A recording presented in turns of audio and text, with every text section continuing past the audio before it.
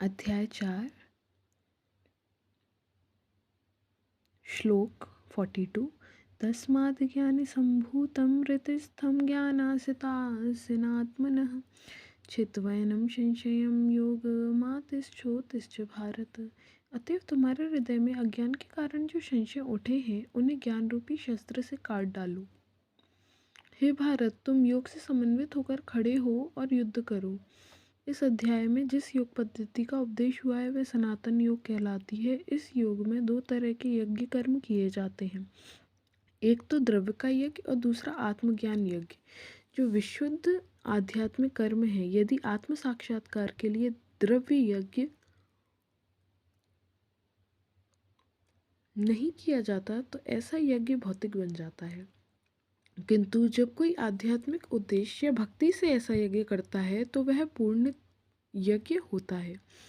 आध्यात्मिक क्रियाएं भी दो प्रकार की होती हैं, आत्मबोध यानी अपने स्वरूप को समझना तथा श्री भगवान विषयक सत्य। जो भगवत गीता के मार्ग का पालन करता है वह ज्ञान की इन दोनों श्रेणियों को समझ सकता है। उसके लिए भगवान के अंश स्वरूप आत्मज्ञान को प्राप्त करने में कोई कठिनाई नहीं होती है। ऐसा ज्ञान लाभप्रद है क्योंकि ऐसा व्यक्ति भगवान के दिव्य कार्यकलापों को समझ सकता है। इस अध्याय के प्रारंभ में स्वयं भगवान ने अपने दिव्य कार्यकलापों का वर्णन किया है। जो व्यक्ति गीता के उपदेशों को नहीं समझता वह श्रद्धा विहीन है, और जो भगवान द्वारा उपदेश देने पर भी भगवान के सच्चिदानंद स्वरूप को नहीं समझ पाता तो यह समझना चाहिए कि वह निपट मूर्ख है। कृष्ण भावना अमृत के सिद्धांतों को स्वीकार करके अज्ञान को क्रमशः दूर किया जा सकता है। यह कृष्ण भावना अमृत विविध देव यज्ञ, ब्रह्म यज्ञ, ब्रह्मचर्य यज्ञ, गृहस्थ यज्ञ, इंद्रिय संयम यज्ञ, योग साधना यज्ञ, तपस्या यज्ञ, द्रव्य यज्ञ, स्वाध्याय यज्ञ तथा वर्णाश्रम धर्म में भाग लेकर जागृत किया जा सकता है।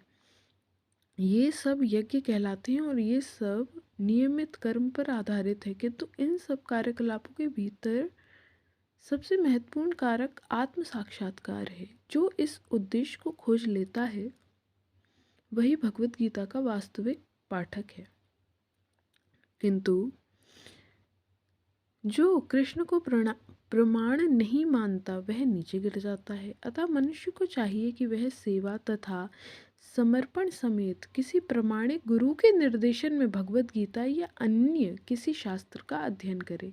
प्रामाणिक गुरु अनंत काल से चली आने वाली परंपरा में होता है और वह परमेश्वर के उन उपदेशों से तनिक भी विपत नहीं होता, जिन्हें उन्होंने लाखों वर्ष पूर्व सूर्य देव को दिया था और जिनसे भगवत गीता के उपदेश इस धराधाम में आए। अतः भगवत गीता में ही व्यक्त भगवत गीता के पथ का अनुसरण करना चाहिए और उन लोगों से सावधान रहना चाहिए जो आत्म शलाघावश अन्यों को वास्तविक पथ से विपत करते रहते हैं। भगवान निश्चित रूप से परम पुरुष हैं और उनके कार्यकलाप दिव्य हैं। जो इसे समझता है वह भगवत गीता का अध्ययन शुभारंभ करते ही मुक्त होता है। इस प्रकार श्रीमद् भगवत गीता के चतुर्थ अध्याय दिव्य ज्ञान का भक्ति वेदांत तात्पर्य पूर्ण हुआ। बोलो श्री राधा वल्लभ लाल की जय।